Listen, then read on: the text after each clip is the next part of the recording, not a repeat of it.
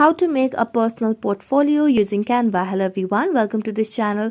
I'm Emily and I'm here to help you out today. So without any delay, let's get started. So first of all, on the Play Store application, and make sure you have the latest version of Canva application. As you can see on the screen, there's no option of update, which means we have the latest version of Canva application.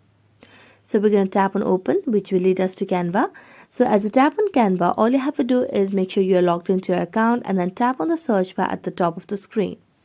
Here, just search for personal portfolio over here, and as you search for it, it will give you different templates that Canva already has. So here you can see there are about 20,000 portfolio for personal portfolio over here. There are templates, so you can see different options and you can select whichever is more convenient and more closer to you. So you can select whichever that you have is more convenient for you. Also make sure you have premium version if you want to use these premium versions of the templates. If not, you can use the personal ones or the free ones as well.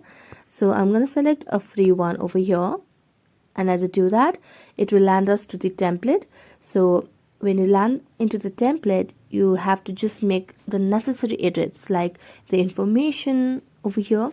So here's an example that here's a picture of the particular person. So you can just tap on it and tap on replace, and you can just select your photo to add on over here. You can place this wherever you would want, and then you can change your name and also the text over here. You can see different pages over here. You can go to each pages and you can make necessary edits and create a personal portfolio using Canva over here. So that's it. Thank you so much for watching this video. See you next time.